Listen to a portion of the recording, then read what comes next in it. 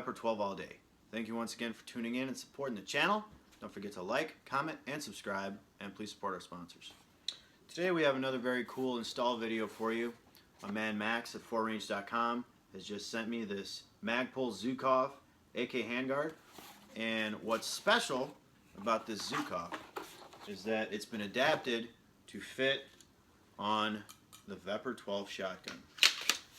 So this product has been out on the market for a couple months now. A lot of guys like the Magpul, and it has a lot of really cool features.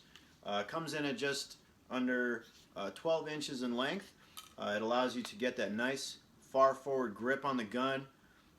When it's installed, it's a very rock solid mounting surface with the adapters, the modifications we are including with it. It's M-LOK compatible, and the Forend swap out is just one of the most popular upgrades for the Vepr 12 in general. It's a very nice option to have. So for all those reasons and more, you guys are going to love this product. It's on Forend right now for $169.99, and what you're getting for that price is these Zhukovs don't just drop right onto a Vepr 12. It requires significant modifications because these are designed around the AK rifles, of course, and we have that big 12 gauge barrel in the middle. So significant machining to the chassis, as well as these three different adapter bits that are coming to you from Brian Miller.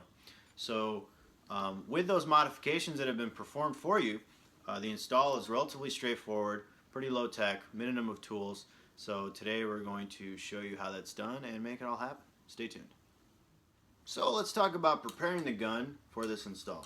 First, you want to make sure that the gun is clear. Okay. As you can see here, I've removed the OEM handguard from the gun. Usually there is a lower handguard retainer that sits behind the gas block and under the gas tube. I've had that off of my gun for a long time because I've had a variety of tubular style handguards on here. So your options for removing that, which you will need to do for this, is if you've got the chops to knock that gas block off, you can just slide the lower handguard retainer and replace the gas block. If you don't want to mess around with that, it's a pretty advanced skill, then you can carefully cut the lower handguard retainer off with a Dremel and make the commitment to this upgrade on your gun. So you can also see my gas tube flanges have been removed. This upper handguard that comes with the Zhukov is 100% compatible with your Vepr 12 gas tube. I'm going to roll in some footage on how to remove the upper handguard because the polymer ones on these shotguns can be kind of a pain. And right now I'm going to show you how to take off that upper handguard.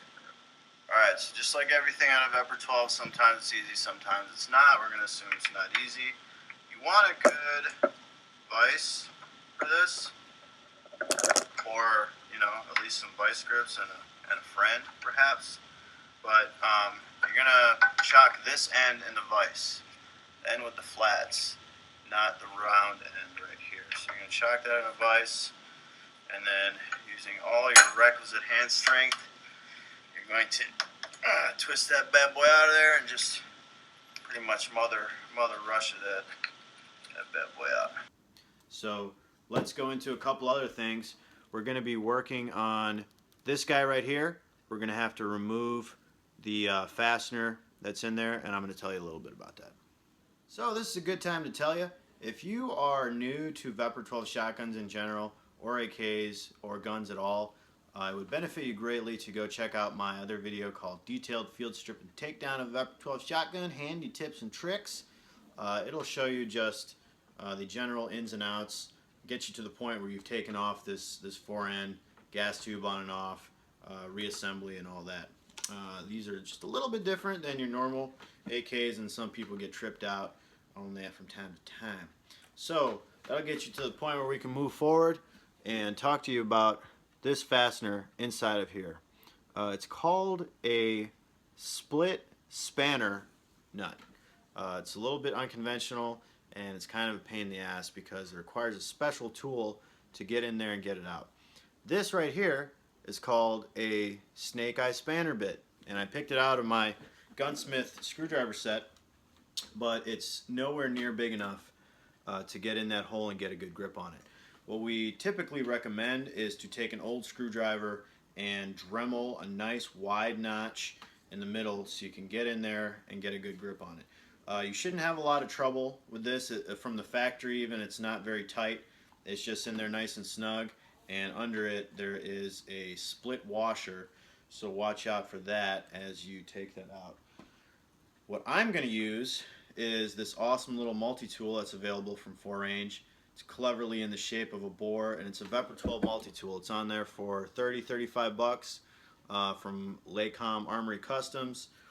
You get a choke wrench in there, a gas puck puller, a couple other things, and this two-prong tool, which is actually specifically designed to take this nut out of there. So that's what I'm going to use to get it out, and we will move you on to the next step. So we're going to hold that T-bolt in our hands, and these are the 3 adapter bits that came off of this chassis. Mine came to me completely with those installed, and we're working with 2 different size Allen bolts. The small ones are a 5/64 that correspond to these little screws that came off the chassis. When you have the product in hand, you'll see what I'm talking about. And then the 2 bolts that are going to interface with this barrel clamp, those are going to be a 5/32 Allen.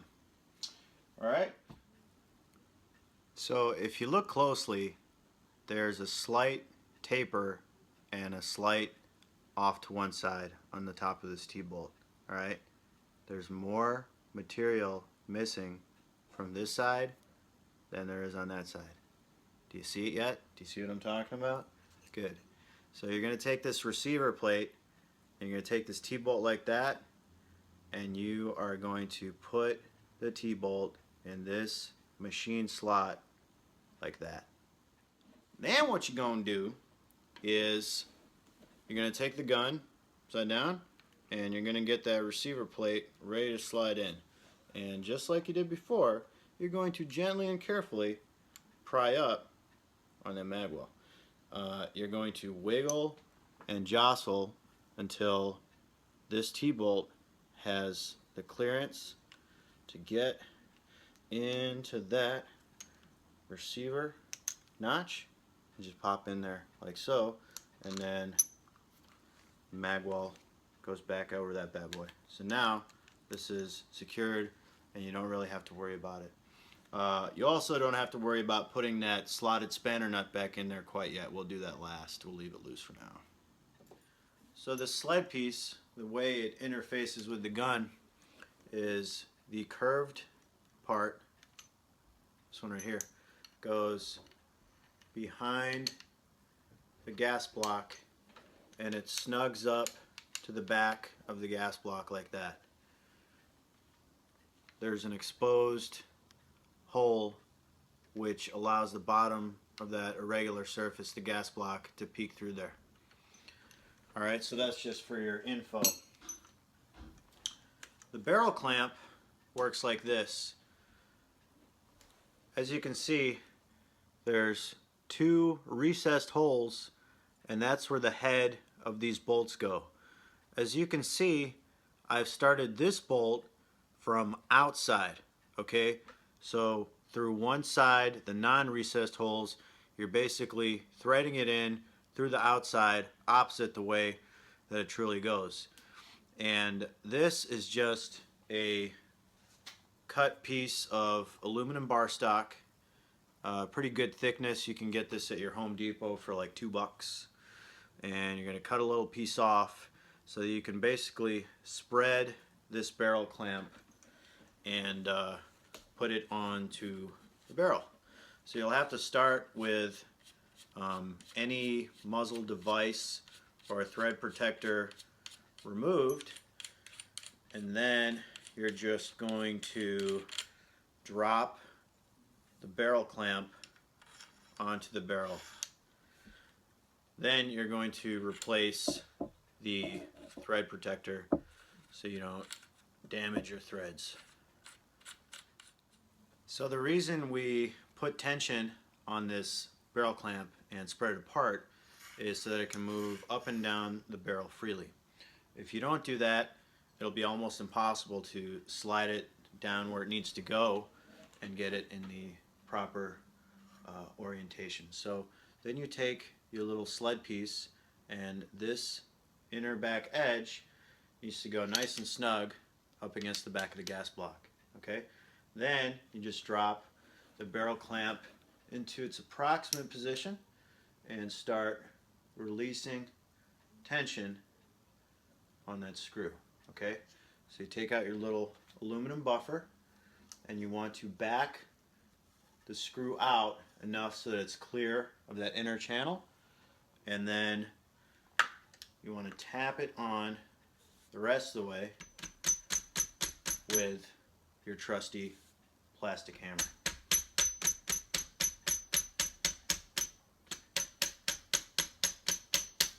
Okay, so basically you're looking for it to drop into alignment with the holes that are in the sled piece, so you can thread those two screws through and meet their threading on the other side of the clamp.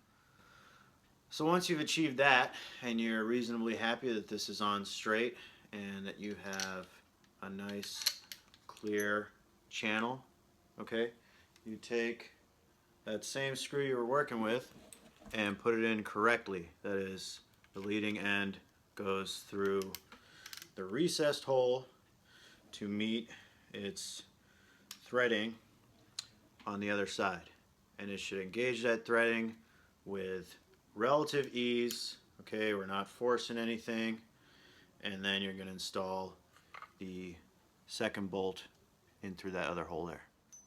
Alright, so now we're going to take the chassis and put it in line with those adapter pieces. So the chassis has this cut out, and it should just go straight on to those front adapter pieces like that and just pop into place. So we're looking at a bunch of holes now. Got 5 holes up top here, 4 holes at the bottom, and 2 holes on the side. Of course, all those holes should line up, and we're going to start reattaching our fasteners now. So this is the attachment hardware that came off of the adapter kit. We've got these 5 short ones and then 4 longer ones. So we've got these 5 holes up top, they're going to get the shorts, and these ones in the back, they're going to get the longs. So as you can see, I started all mine kind of loose, and I'm just going to tighten them all down together. I recommend you do the same. Alright, so now you have the chassis secured to the gun, and that's the whole point of this adapter, is to get this to interface with all that. So then you grab the forend itself, and you're going to want to come in from the front on an angle like that, get it a good ways on there, and then once this starts to come up against the chassis, then you want to gently spread and persuade that bad boy on there. Yep, just like that. And then these holes on the side are going to be the last points of attachment. You want to make sure that they are in line with their respective holes. You know, get them nice lined up. And then these 2 remaining bolts that are coming to you in the packaging, that's where those are going to attach. And those are going to be on a 1/8 Allen wrench. So at that point, we just tighten these 2 screws down, and then we reattached the slotted spanner nut and tightened him down, and there you have it. Vepr 12 Magpul edition. Just another great forend option available for this gun, thanks to Brian Miller and his very cool adapter design. Check out Brian Miller's Instagram page. It's BKMiller556. On there, he's got pictures of guns decked out with a full set of Magpul furniture. We are working on making that pretty streamlined. For the slant back guns, it's pretty straightforward. You just take a SGM Tactical slant to square Vepr adapter, put that in, and then slap your Zhukov stock right in there. We are trying to work out something for the fixed tube guns as well. If you have an existing Zhukov forend laying around and you want it to go on a Vepr 12, check out 4range.com. Contact Max on there, and we can make that happen for you. We'll send you the adapter bits and a modified chassis in return for your existing chassis. So I'll drop a link in the video description for this great product, my discount codes. I want to thank you guys for watching the video. Thanks for supporting the channel as always. Thank you for supporting my awesome sponsors, Forend, Dissident Arms, SGM Tactical, Miller Target Systems, CMC Triggers, and Go Ballistic Firearms. We will see you next time.